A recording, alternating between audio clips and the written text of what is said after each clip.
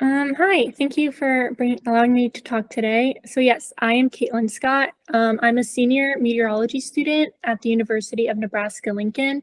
And like he said, I completed my Hollings summer internship at the National Weather Service St. Louis Weather Forecast Office in collaboration with the National Severe Storms Lab.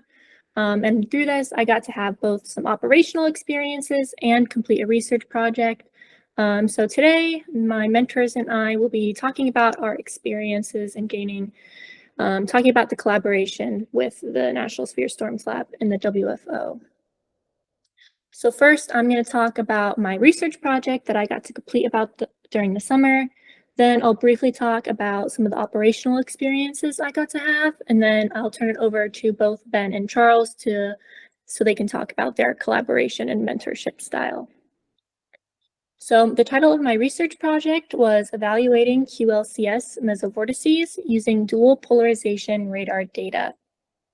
So to do this, I first analyzed the evolution of KDP drops relative to mesovortex formation and damage. Then I compared the evolution and the magnitude of the mid-level and the low-level KDP cores for the damaging versus non-damaging mesovortices and for tornadic versus non-tornadic mesovortices. Then I analyzed the line for radar signatures already present within the mesovortex warning system and tied all these together to determine the possible integration of KDP into the mesovortex warning system as a new confidence builder. So first, some brief background. So QLCS stands for quasi-linear convective system, and it is a line of convection that is much longer than it is wide. Within this line of convection are mesovortices, or small areas of rotation.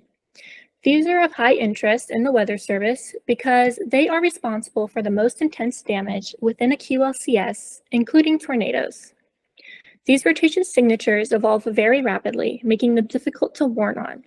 Due to this difficulty, the QLCS Mesovortex Warning System was established to help gain forecasters and give them a guidework and framework for what type of convective warning to issue for the mesovortex. So the first step of this warning system is the 3 ingredients method. Next is to identify confidence builders and nudgers within the line to determine where tornado genesis is likely to occur. And then the sum of the confidence builders and nudgers present within the line gives a recommended for convective warning type for the ongoing and anticipated mesovortex. And later on in this presentation, I will give an example of this system in use.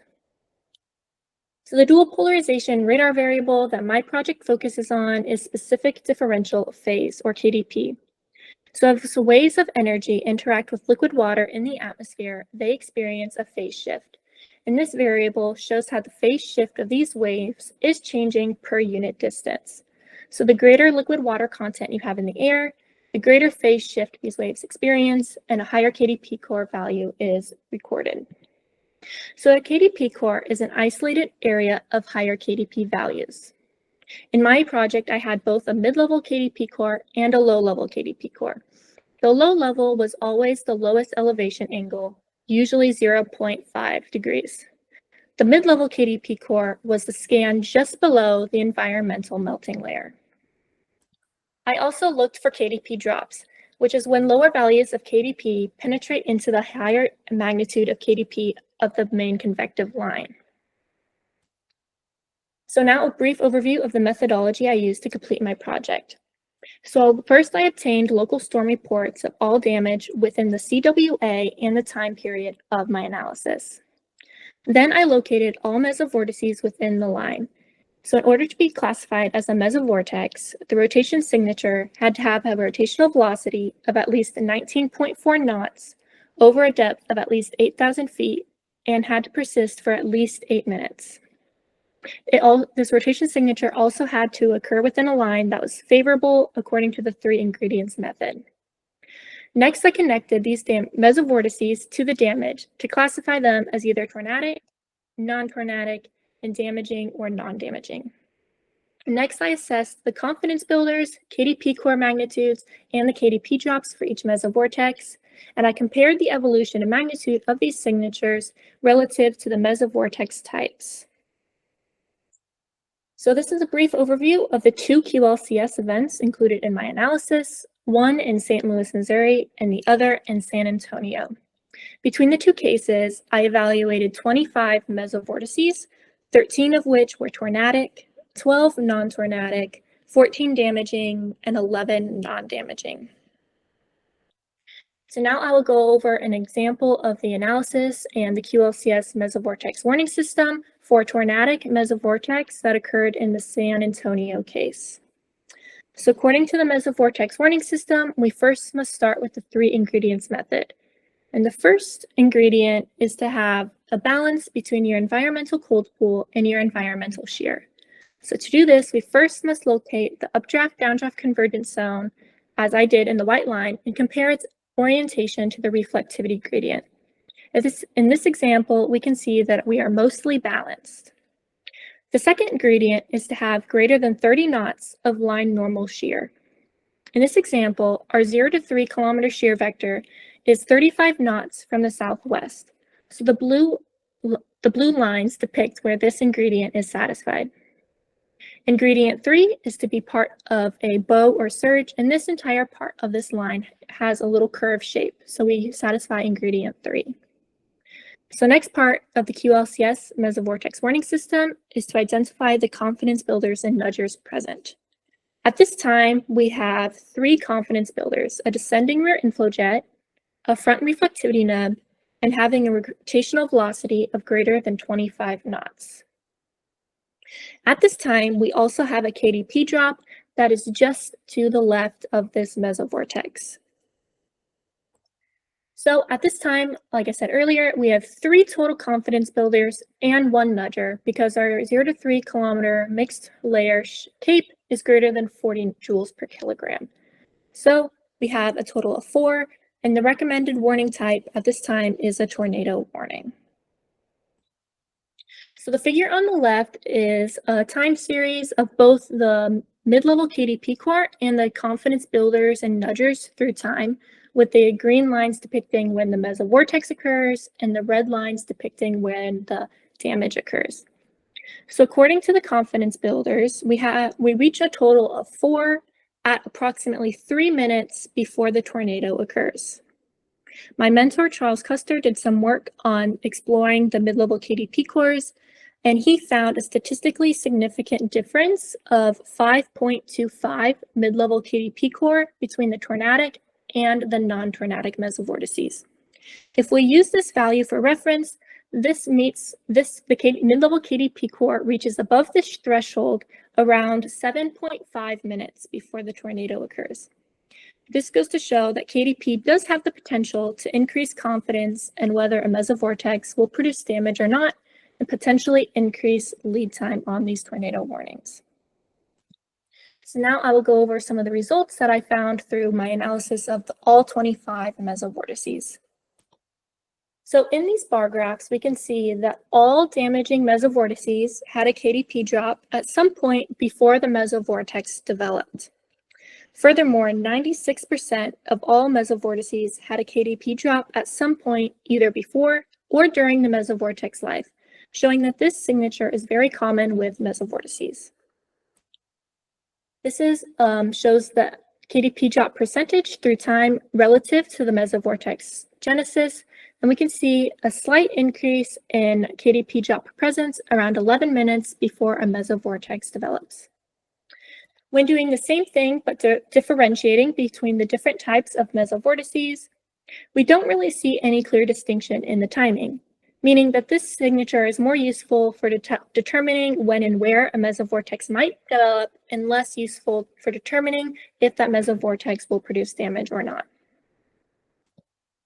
So these figures show the evolution and magnitude of the mid-level KDP core relative to mesovortex formation. So the black line shows the mesovortex start time. As we can see, the mid-level KDP core had a higher magnitude for the tornadic and the damaging mesovortices. And this was true even before the mesovortex had developed, showing that this can be used as a prognostic tool to help determine if an ongoing or even an anticipated mesovortex will produce damage or not. Similarly, with the low-level KDP core, we can see that it also had a higher magnitude for the tornadic and the damaging mesovortices. However, this trend wasn't quite seen until the mesovortex had developed, showing that this is more of a diagnostic tool to determine if an ongoing mesovortex will produce damage or not. So in summary, KDP drops are frequently precede and accompany mesovortices with a slight increase in presence around 11 minutes before the mesovortex has developed. The mid-level KDP core had a higher magnitude for the tornadic and the damaging mesovortices even before the mesovortex has developed, offering a prognostic ability to determine if an ongoing or even anticipated mesovortex will produce damage or not. The low-level KDP core also had a higher magnitude for the tornadic and the damaging mesovortices, however, during the mesovortex life, offering more of a diagnostic ability to determine if an ongoing mesovortex will produce damage. But in summary, these findings support the idea that KDP can be used by forecasters to build confidence in whether an ongoing or anticipated mesovortex might produce damage or not. So I am continuing working on this project as part of my senior thesis under the guidance of UNL faculty. So possible modifications that I am doing is I am adding another QLCS event in Memphis, Tennessee to have a little bit different environmental characteristics.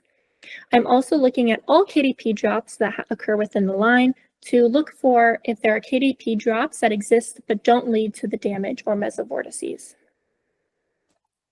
Now I'll briefly touch on some of the operational opportunities I got to have since I was in a weather forecast office. First, because this whole summer was in collaboration with the National Severe Storms Lab, I got to go visit Norman, Oklahoma and learn about the many different organizations and things that they get to do there. So one of those includes shadowing forecasters at both the Norman WFO and the Storm Prediction Center. I got to do my first weather balloon launch, which was really cool. I got to tour the research phased array radar, learn more about the field work that gets to be done there, social science, the warning decision training division, all of these things I got to experience and learn more about, which was really cool. I also got to shadow lots of forecasters, including some evening and midnight shifts to learn more about their responsibilities and duties and how they function as a whole, since each shift is a little bit different. Also in these shifts, I got to help make some weather story graphics, practice writing some aviation forecasts, and I also got to write 2 long-term AFVs to go on the website. Multiple severe weather events did occur when I was there. So in one of these, I got to accompany both my mentor and another operational forecaster on a damage survey in Quincy, Illinois, to just learn more about how forecasters complete these and why these are also important to both the National Weather Service, but also the community that they serve. And like I said, multiple severe weather events did happen, and I got to assist and be there for these events, which I had not done before. So I got to answer phone calls from the public and enter local storm reports. All these I informed the warning meteorologist, and near the end of my internship, we actually had a linear mode of convection come through the area. So I got to help identify KDP drops that occurred within this convective line to the warning meteorologist. And with that, I will pass things over to Ben and Charles for them to lead you in a discussion. Thanks, Caitlin. Great presentation. There were basically 2 reasons that we were kind of excited to have Caitlin present to you all. And one of them is, I think the research results are really encouraging. We're pretty excited about that. And I think Charles can probably speak a little bit more to that. But the other reason is how well the collaboration between the WFO and NSSL went for both Charles and I. This kind of setup actually came about by Charles and I were both participated in the RON, Research to Operation Nexus, in NWA in Kansas City in 2023. And we got to talking about how we've got similar interests and want to give students opportunities to see both the operational forecasting, but then be plugged in with a real researcher. Obviously my job is a lot more focused on, I guess I should introduce myself. I'm the SUE in the St. Louis forecast office. My job's a lot more focused on operations, at least the way I do that job. And so I don't have a lot of time or capacity to do real serious research like this. And so this really afforded us an opportunity for me to kind of focus on what I have expertise in, and that's getting her plugged into operations and seeing all these different things that she can do, kind of helping her with the day-to-day. And I can occasionally answer research questions for her, especially with, how is this used operationally?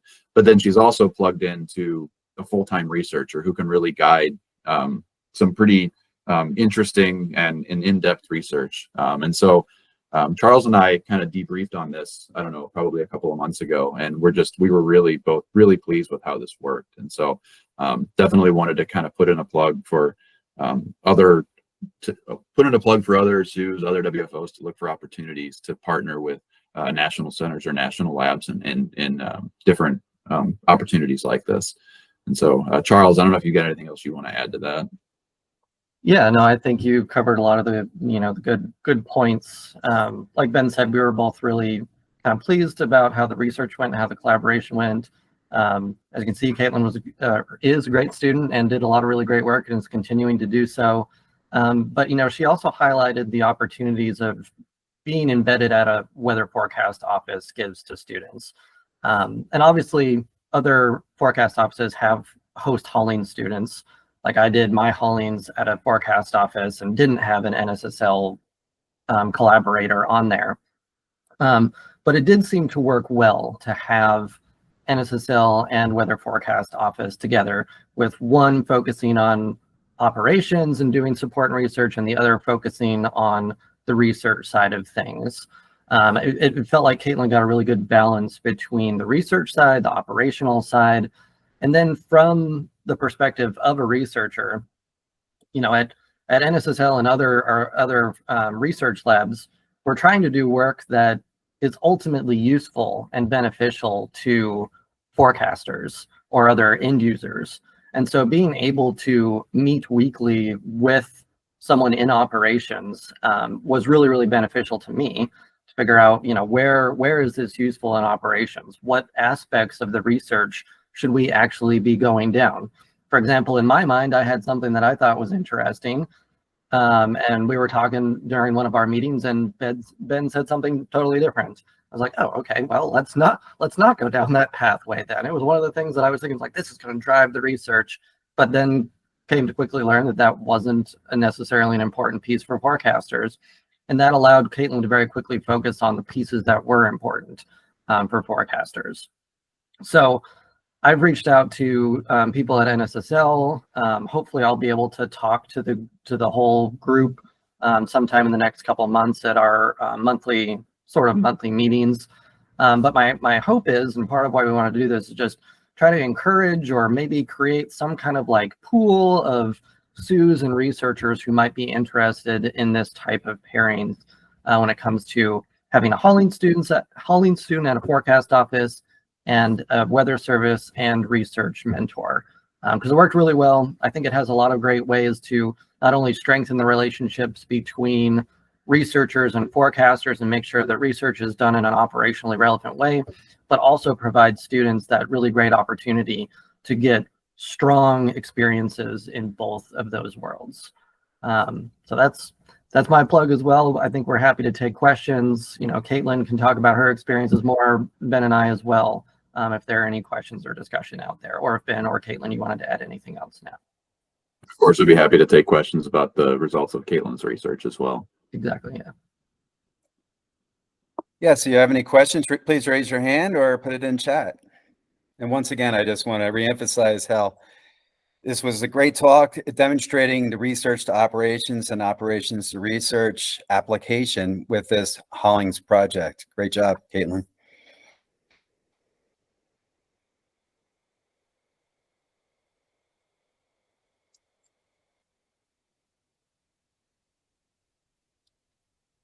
Go ahead, Patrick. Yeah, great job. Caitlyn, Excellent. I'm sure we can't wait. Whatever office gets you, if you choose weather service, is going to be they're going to be getting someone great. So very, very good. I guess 2 points for me. Just like Ben, I agree. Like as a student, I struggle with the research side. Like, my focus is ops and developing people. I stink at research. I don't do it well. So having, I've worked with Charles too, and having that partnership to put them in contact with the pros is something that I haven't thought about, because we've always thought about, okay, how do we have a Hollings, we want to host a Hollings. Well, I'm not that great at coming up with projects and research. I can develop you operationally, but that's a really interesting point or just example that I think I'll bring back to my management team if we to kind of maybe host more students in the future. And then kind of putting the science hat on is, what is, Caitlyn, Ben, Charles, what's your thought on, KDP drops? Are we going to see that enter the mesovortex warning system maybe as a nudger, or is it not quite there yet? What's your take on that? I'm going to give Caitlyn the first jab at that.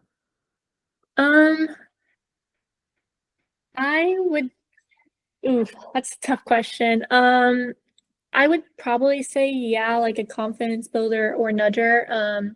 I definitely don't think that alone you can make a warning decision on this piece. But I do think it could offer some value just in gaining a new way to see some of the dynamical processes going on in these lines of convection that can help you build your mental framework of what you think is going to happen.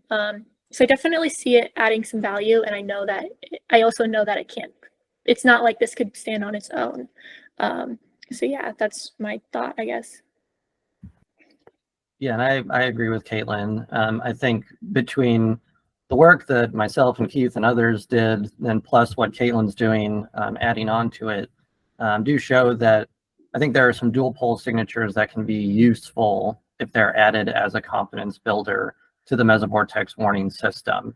And that goes for KDP drops as well as those mid-level KDP cores.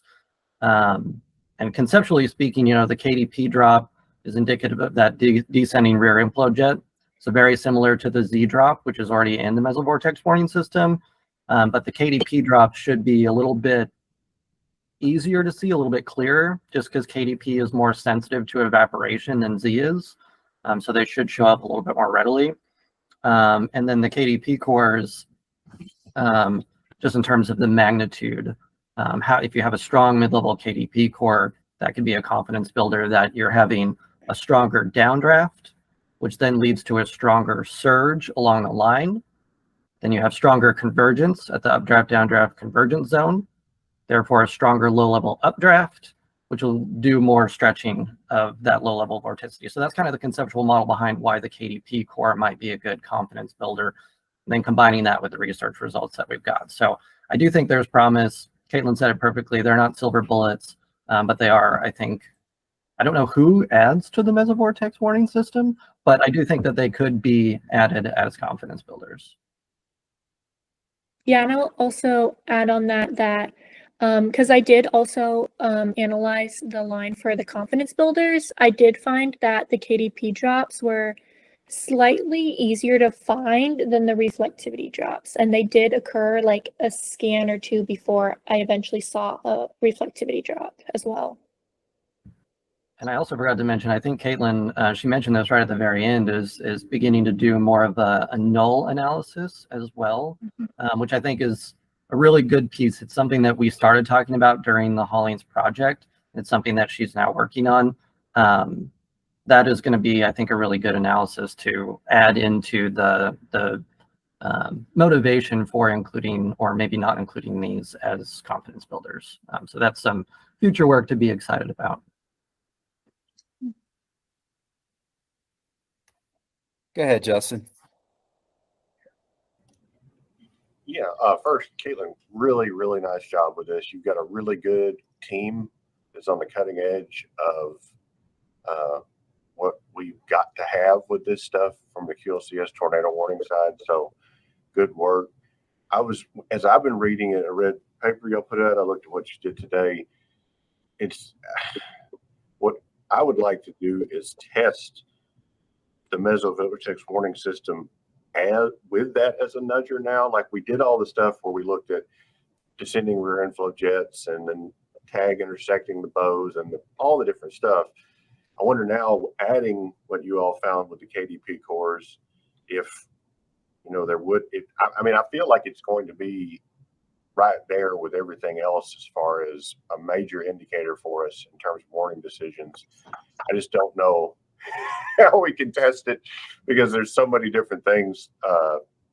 But yeah, I think that you all are right on as far as helping get us better, maybe even a better lead time than what we had been doing before. So I think this is some exciting stuff. Justin, what do you think is the best way to go about doing that work? Would it be like a Hollings student kind of starting it, or is it a different collaboration to be done, or like how do we go about starting that? Oh, I don't know. I mean, to me, what I was going to do before NCDC went down was start looking at some of the photographs from recent events and just seeing, like taking 10 cases, seeing if there was a way to scratch something out. But and then adding nulls and all that. I don't know. It was going to require a lot of brains and probably all of us working together, and maybe Caitlyn and some other folks kind of just looking at cases is what I would do. But I don't know. I'm a pretend researcher, so. Go ahead, Keith. Yeah, I think this is going to be a pretty large scale effort, but it's an appropriate time to start looking into it. Given the work that you've been doing, Charles, and I was on your previous paper, but we know we have folks like Matt Brown at NSSL working on this type of problem, Todd Murphy down at Louisiana Monroe, all approaching it from different angles, right? But all really focusing on how effective really is the Mesovortex warning system, 3-ingredient method. What else can we add from this new research to augment what we have already? And I'd say it's probably going to be a multi-year, multi-group project to really start to evaluate this stuff. I know Matt Brown is doing that kind of review article for BAMS. That's going to be basically showing where we're at right now when it comes to QLCS Mesovortex genesis and tornado genesis research. That'll probably provide the foundation for the next steps. And I'd be happy to be a part of that. But I know there are a lot of opinions on it and thoughts on it that haven't been necessarily, considered maybe as much as they should be in the past when we've been developing some of these techniques. So with a lot of the perils research findings still coming out, I think here in the next year or so would be a good time to get that started and really start to figure out what's going to work in the future, what could we do better, what have we not considered before. And I think it's just going to take somebody taking the lead on it. So maybe Charles or Ben or Justin. Justin, I know you've done some work looking at 3-ingredients method in the past as well.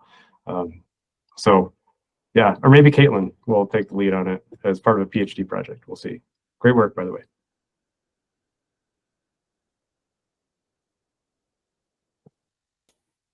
Last call for questions.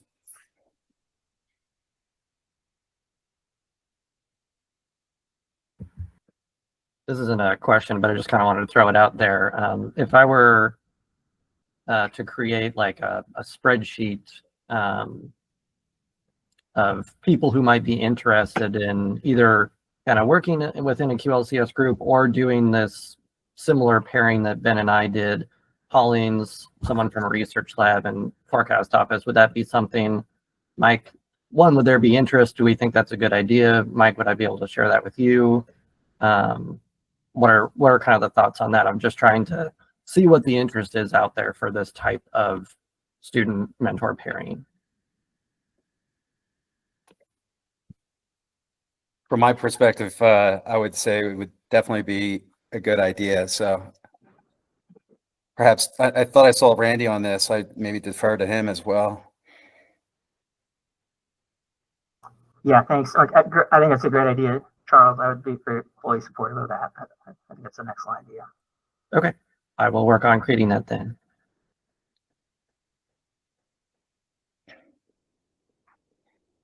Yes, we have a lot of these talks and we have a few questions. This is a very enthusiastic interaction.